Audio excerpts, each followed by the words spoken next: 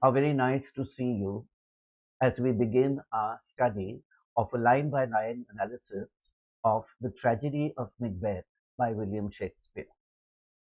As the scenes progress, I will be adding more details to each of the lines in order to make it more comprehensible for you.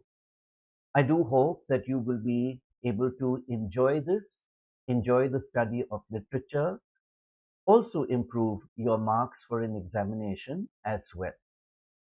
We begin with Act 1, Scene 1, and following the introduction to Macbeth, which you might already have seen, we first look at the significance of Act 1, Scene 1, and why this absolutely brief 15-line scene is introduced at the beginning of the play. Let us consider. We have come to a theatre to watch what we are told is the tragedy of a man called Macbeth. And we are sitting in this audience. The entire hall is dark, black, and suddenly we see, in fact, we don't see, because there is nothing to see. We hear thunder and we see some lightning. Today, on a modern stage, it is possible to do this with all kinds of stage effects. But in the times of Shakespeare, you would probably have a young attendant who would come on stage, hold up a placard that said, "Thunder and lightning," and in the mind of the audience, thunder and lightning would be recreated. And sure enough, with this thunder and lightning announcement made, we then actually see the entrance of the three witches. Now, it is interesting to know what these three witches represent in the play, and while there will be a complete lecture on the role of the witches in Macbeth, it is perhaps significant for us to talk about them briefly at the commencement of the play. The witches are controversial. Controversial not just for the manner in which they have interfered in Macbeth's life or will interfere in Macbeth's life, but controversial in their very existence itself. There are different theories which have come much after Shakespeare wrote his play, as to how the witches can be explained to us. First and foremost, the witches, for most of us, will be real presences in the play. We actually see them. Banquo sees them. In fact, Banquo sees them before Macbeth does. Macbeth sees them. The audience sees them. They are referred to by different characters in the play now and then. And so it seems as though they are real integral parts of the play at this time. However, once we try all kinds of literary descriptions, literary interpretations to Shakespeare's plays, we will see that there are other points of view as well. One theory seems to suggest that the witches are a figment of Macbeth's imagination. Macbeth sees, hears, and believes that which he wants to believe. It seems to describe the human propensity for self-deception, which is so much a part of most of our lives as well. But let us consider that this is not just in Macbeth's mind, but it is in Banquo's mind, eyes, thoughts, actions as well. Further critics suggest that the witches are the embodiment of evil, that is, they represent the force of evil in the world. Much of life today is caught between the diurnal aspects of day and night, good and bad, light and heavy, bright and dark, and so on. But when we look at the play, we need to understand a source and a force of evil. We need to know how Ravan is created as an opposition to Ram, the evil versus the good, and the witches seem to fit into this description as well. And just before we begin, the very first line of the play, another little observation to share with you. The witches are said to be the controllers of the weather and representatives of time. Two things there. The controllers of the weather. It's not going to be bright, sunny, cheerful weather, which we associated with that which is good, but darkness, thunder, lightning, fog, rain, dusk, night. All these words are either directly used or referred to in the very opening scene of the play. The three, which is the significance of that number, is important here because 3, 7, 9 are often seen as mystical numbers. 3 automatically connects us with the three elements of time: the past, the present, and the future. We will notice that when the first witch speaks, she seems to always make reference to the past, while the second speaks of the present, and the third seems to make predictions for the future. And to come to your text, which you have in front of you, and which I would advise you to annotate as we go along, we have the first witch in a voice that is disturbing, that is frightening, and which you must imagine rather than allow a director of a stage or film production to produce for you. The first witch says, "When shall we three meet again?" What is the suggestion? Our meeting has come to an end. Our meeting was in the immediate past. We have already met. My question, she says, because I don't control the present or the future, is when shall we three meet again? In thunder, lightning, or in rain, which, as I told you, is a part of their power as controllers of the winds, the controllers of the weather. Somehow, culturally, thunder, lightning, rain, darkness is always associated with that which is bad and evil. Just as sunlight, cool breeze, twinkling stars will be associated with that which is nice or as romantic as the moon. When shall we three meet again? In thunder, lightning, or in rain?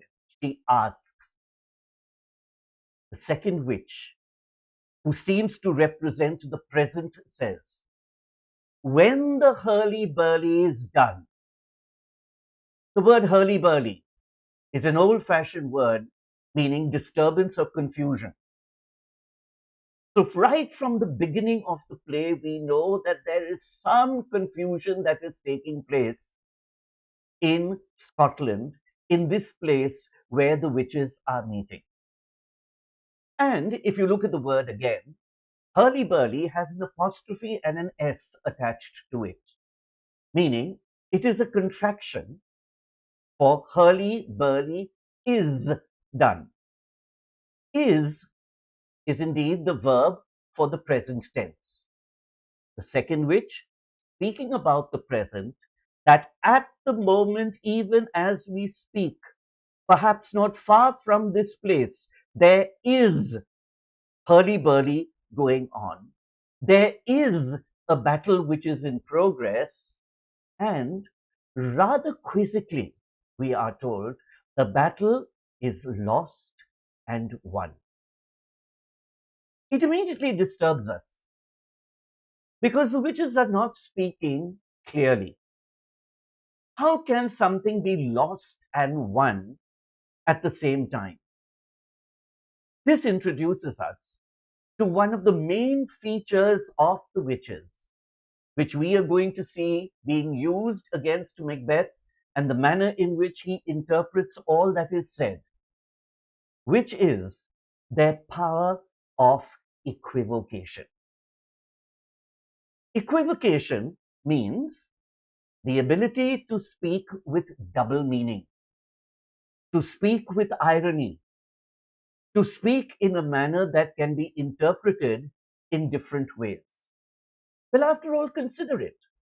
A battle is either lost or it is won. But here we don't use the word or, we use the word and. When the battle's lost and won. And so we put our minds to it. A battle is lost and won if it is lost by one side and won by the other. But which side is going to win at the moment in the present, neither do we know, neither does the second witch who controls the present seem to know. This is left to the third witch to make predictions for the future. So let's move to the third witch, who says that will be ere the set of sun. And as soon as we use the words will be, immediately we know that we are speaking in the future tense. What is going to be the outcome of the battle will take place at a time which is beyond the present. It will be ere meaning before the set of sun. The set of sun also has some kind of influence on our mind. Sunset seems to precede dusk, semi-darkness. Dusk seems to precede night. Night is dark. Dark is black. Black is associated with evil. In fact, the two predominant colors of the play will indeed be black and red. Black and red. We will have constant references to darkness, whether it is physical darkness, the darkness of the atmosphere around us, the darkness in the minds of people, the darkness of deeds, and of course, the recurring reference to blood, crimson, crimson, red, blood. All the time, these two colors seem to intermingle. The first witch, who doesn't know about the present or the future, now asks a cogent question. Where the place? Where are we likely to meet in this short while from now? The second witch, upon the heath. They are presently in a barren, deserted place. Nearby, there is a hurly-burly going on. In some time from now, we are going to return here, perhaps to the same place or hereabouts, upon this heath, again deserted, again frightening, again disturbing, totally unfamiliar. Upon the heath, and the third witch now brings us back to the moment of the present when she says, and there to meet with Macbeth. At last we've heard the name. We know we are sitting in the right theatre. We have heard the name Macbeth. It is the only human name that is used in this scene. And strangely enough, it is used by the witches in the context of evil, in the context of fair and foul, in the context of a battle that is being fought which is likely to be lost and won, or which will definitely be lost and won. And we know that even before we meet this man called Macbeth, we don't know who he is. We've not seen him as yet. The witches already seem to have his control, to have everything about him, knowledge about him, the affairs of his life, etc., in their hands. Hearing the name Macbeth, we are startled, but perhaps more startled, and again filled with a sense of weirdness and eeriness when we hear off stage a cat suddenly meow. A cat, again culturally, is often associated with a witch. Whenever you see a typical picture of a witch at Halloween, for example, you will always see a black or grey cat close by. Witches never always exposed themselves in their full form. They were often represented through what is called familiars. That is, a certain mask, a certain animal, generally a creepy animal, with which a particular witch would be associated. These animals were generally identified by the absence of a tail. So, any daubed cat or daubed animal would be seen as perhaps associated with evil. And so we hear this cat meow in the background immediately after Macbeth's name is used, almost like an echo to the word Macbeth, where the first witch says, "I come, Grey Malkin." Grey Malkin, apparently the name of that cat. Grey, grey, close to black. And if we pronounce this in the way it would be pronounced on the Shakespearean stage, it would be pronounced as Grimalkin, coming from the root word grim. Grim meaning again sober, dark, disturbing, distressful. "I come, Grimalkin." We are hardly getting over the name Macbeth, the sound of the meow, when we hear an outrageous toad croak in the background. Toads are not the sweetest animals to play with. Slimy, in the slush, associated with the rains, the monsoon. Not the happiest of animals to have around you as a pet. Also, the toad is without a tail. And so the second witch responds to this croaking and says, "Paddock calls." Paddock, the name of the frog, the name of that toad. You can imagine its external lungs, the fact that it also has poisonous glands, all associated with that which is negative. And the third witch says, "Anon, we're coming. Yes, we are." And now, the chorus of the play, not just the chorus of the scene. You will often be advised to memorize certain lines. Some lines just stick in our mind in any case. And this is indeed one of them. It is a chant. It has repetition. It also has some kind of couplet. There is a rhyme. And so it sticks in our mind when the witches collectively, perhaps doing a little bit of a dance or circling round, say together, fair is foul and foul is fair, hover through the fog and filthy air.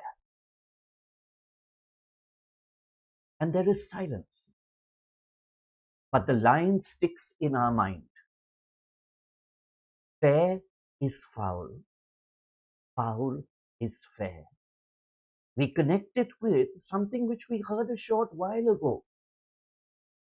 The battles lost and won, the equivocation that we were introduced to at that time is now an equivocation which becomes a motto, and a motto which is built on the foundation, the bedrock of evil. Let's reinterpret it. What is fair, good for others, is foul for us, bad for us. And what is evil for others, wow, therein lies our delight. It is fair for us. This sticks in our minds. And we know that throughout the play, fair will be foul and foul will be fair, and fair will be foul and foul will be fair, because the witches have decided to interfere in the life of a simple mortal, a human being who is limited by his own mind, his own experience, and as we will see, with a very tragic flaw, which will come up later, which is the man's ambition. And the scene closes with the witches whisking themselves away to this sound, to this dance, which who knows may be repeated until such time as they are off stage. Fair is foul and foul is fair. Fair is foul and foul is fair. Fair is foul and foul is fair. Hover through the fog. Let us accommodate ourselves. Let us be present in the fog and filthy air. Fog again, lack of transparency, unclear vision, darkness, gloom, filthy air. The air quality will obviously be bad. It will be evil. And the scene ends with this.